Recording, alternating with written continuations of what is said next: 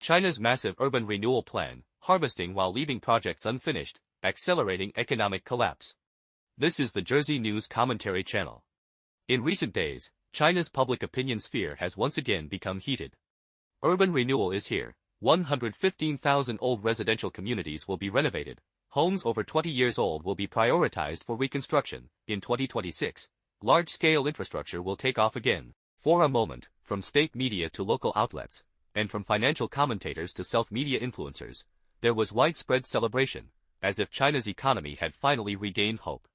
At the same time, on May 21, Qiushi magazine published Xi Jinping's article, Forward-Looking Planning and Development of Future Industries, once again emphasizing new quality productive forces, future industries, technological commanding heights, and national strategic competition. High technology and large-scale infrastructure suddenly heated up simultaneously. On one side are quantum technology, brain-computer interfaces, artificial intelligence, and biomanufacturing. On the other side are the renovation of old neighborhoods, urban renewal, infrastructure expansion, steel, cement, and concrete. If China is already talking about high technology, why is it once again returning to the old path of demolish the old and build the new? In my view, this precisely exposes Xi Jinping's greatest anxiety and dilemma. Because so-called new quality productive forces, at the end of the day, look more like a splendid version of the emperor's new clothes. What can truly feed the stomach is still the crude and heavy world of steel, cement, and concrete. And this new round of massive urban renewal, while presented as a people-centered project, is destined to become a process of harvesting wealth while leaving unfinished projects, accumulating debt while collapsing a rapid acceleration towards systemic breakdown. Why has China entered another era of massive construction? Why is this enormous urban renewal push happening now? Why not 3 years ago? 5 years ago? 10 years ago? The reason is actually not complicated. China's economy is genuinely collapsing. Export growth is clearly slowing under pressure. Consumption continues to shrink and remains stagnant. Youth employment has fallen below 20%, and university graduates increasingly face unemployment immediately after graduation. These are plain facts, obvious for everyone to see. The three engines that once supported China's economy, investment, consumption, and foreign trade, have now almost completely stalled. In a time of severe economic distress, China has once again picked up its already deeply excessive investment model, treating a dying horse as if it could still be revived. As a result, urban renewal has once again become the economy's quick-acting cardiac stimulant. This is not the first time. Over the past few decades, whenever China's economy encountered major difficulties, it eventually returned to an all-too-familiar formula: building roads, constructing towers, developing new districts, and launching massive projects. Because this is the easiest way to manufacture GDP figures. Approve a project today, break ground tomorrow, and statistical data suddenly begins to look better the day after. It delivers quick visible effects, is easy to manipulate, and aligns perfectly with the ingrained thinking habits of the power system. So rather than calling this urban renewal, it is more accurate to describe it as another desperate struggle after China's growth model has reached its limits. New quality productive forces, Xi Jinping's political talisman, and the emperor's new clothes. Has Xi Jinping not been constantly emphasizing new quality productive forces? Chips, AI, quantum computing, robotics, new energy, brain-computer interfaces. So why is China suddenly returning to steel and concrete? The answer is actually very simple: because new quality productive forces can only tell stories, while steel and concrete can temporarily keep GDP alive. We know clearly that for Xi Jinping, new quality productive forces are not merely an economic concept, they are also a political narrative. More accurately, they are his political talisman, his golden robe, the source of legitimacy for extending his rule, a new form of national strategic weapon in competition with the United States, and political capital to prove to the party that he is a leader capable of guiding the future. In other words, real estate has collapsed, land finance has fallen apart, foreign trade is becoming increasingly dangerous, and consumption is extremely weak. So what is to be done? A new story about China's future must be told. Thus came the rise of narratives such as technological self-reliance, the artificial intelligence revolution, the Tao Law, China's definition reshaping the world, and the rise of new quality productive forces. These terms are appearing more and more frequently in Xinwen and People's Daily. But in the short term, none of these things can truly feed the stomach. High technology can tell grand stories, but it cannot immediately pay salaries. New quality productive forces may dominate state television broadcasts, but they cannot instantly replenish local government finances. The chip industry may inspire or even mislead the public, but it cannot suddenly provide jobs for those unemployed today. So new quality productive forces resemble a grand blueprint suspended in midair, while steel and concrete remain the very real painkiller of economic reality. As a result, an absurd scene emerges on one side, loud slogans about technological revolution, on the other, a renewed frenzy of demolition and construction. Their words speak of the future, but their feet step right back onto the old road. Housing is already in severe oversupply. Why continue the madness? The most absurd part is that China already has enough housing to accommodate the entire population of Africa. As early as 2016, Xu Jinping, former chairman of China International Capital Corporation and son of former Premier Zhu Rongji, sharply pointed out in a Xinhua Think Hall speech, China has already overbuilt by 12 billion square meters of housing. Can this really continue? Back in 2016, though I had little influence at the time, I also wrote that China had already oversupplied at least 11 billion square meters of housing. 10 years later, that surplus has likely exceeded 20 billion square meters. There are vast numbers of vacant apartments, ghost cities, unsold housing developments, and idle commercial properties. Housing prices have now been falling for 3 consecutive years, household wealth continues to shrink, and many families are struggling under decades-long mortgage burdens. Under such circumstances, any normal country would halt further real estate expansion, digest excess inventory, repair the market, restore household income, and revive consumption. Yet China has once again chosen large-scale demolition and reconstruction. This is no longer economic logic, it has become a pathological habit. Rebuilding homes after just 20 years? Is there anything more absurd?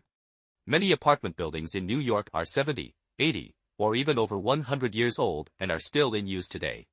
In Paris, London, and Tokyo, countless buildings over a century old remain fully functional. These cities renovate, reinforce, modernize infrastructure, and upgrade facilities, but they do not casually demolish and rebuild entire neighborhoods. So if China now claims that 20-year-old buildings must be demolished and rebuilt in place, does that mean the country's housing was built as little more than shoddy construction from the beginning?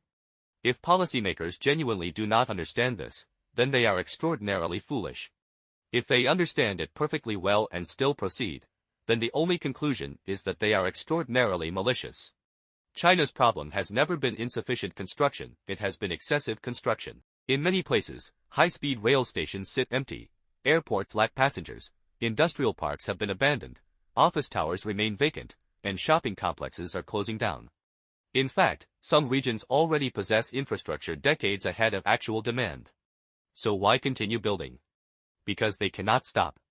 China's growth model has developed an addiction to investment. The more difficult things become, the more construction there is. The more construction, the more debt. The more debt, the greater the dependence on further construction, a vicious cycle. Why did the 2016 shantytown redevelopment work, while today's urban renewal is dangerous? Some may ask, wasn't the 2016 shantytown redevelopment boom highly successful? Why did it work then? Because today is no longer art-ideal. At that time, the background was completely different. China's real estate market was still in an upward cycle, household wealth was growing, monetary policy remained relatively loose, local governments still had fiscal room, and monetized shantytown redevelopment stimulated housing demand. As a result, housing prices rose, the illusion of increasing household wealth strengthened, and consumption was stimulated. But what about today? Today, real estate is in continuous decline. In many cities, housing prices have effectively been cut in half. Local government finances are drying up. Households have little money left, while debt burdens remain extremely high.